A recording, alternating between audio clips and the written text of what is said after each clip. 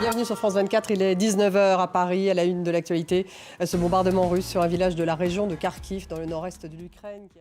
Dans 10 minutes, le débat consacré au sommet européen à Grenade. On va revenir sur ces crises que doivent surmonter les Européens, l'Ukraine, l'Arménie, le Kosovo. Que fait l'Europe? Quels sont ses projets? Comment organiser un élargissement de l'Europe à 35 pays?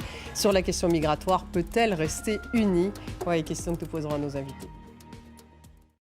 On démarre avec la guerre en Ukraine et ce bombardement russe sur un village de la région de Kharkiv, dans le nord-est du pays, et qui a fait au moins 51 morts. Il y avait une cérémonie du souvenir au moment de ce bombardement, selon les autorités ukrainiennes.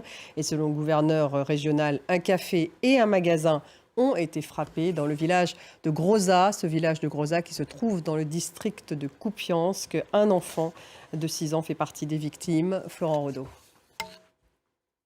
Et en Syrie, il y a eu un attentat qui a fait plus de 100 morts dans le centre du pays, à Homs. Un drone a visé l'académie militaire de la ville où se tenait une cérémonie de promotion d'officiers.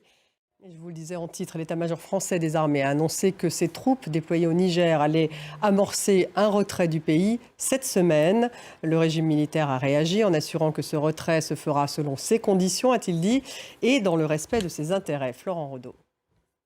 Le Japon qui continue de déverser les eaux de Fukushima. La deuxième phase a commencé aujourd'hui. L'opération va durer jusqu'en 2050 et elle vire à la crise diplomatique avec les voisins. Laura Cambo.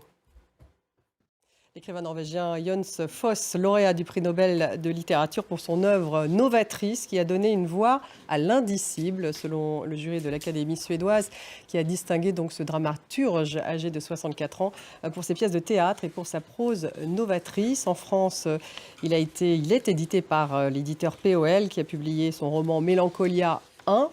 Et puis Insomnie est un autre de ses titres traduits en français aux éditions Circé. Merci de nous avoir suivis. Restez avec nous en quelques minutes. Le débat consacré à l'Europe, cette Europe élargie, rassemblée à Grenade en Espagne. On va revenir sur ces crises que doit surmonter l'Europe, Ukraine, Arménie, Kosovo. Que fait l'Europe? Quels sont ses projets? Comment organiser un élargissement d'une Europe à 35 pays? Sur la question migratoire, peut-elle rester unie? Voilà les questions que nous allons poser à nos invités dans quelques minutes.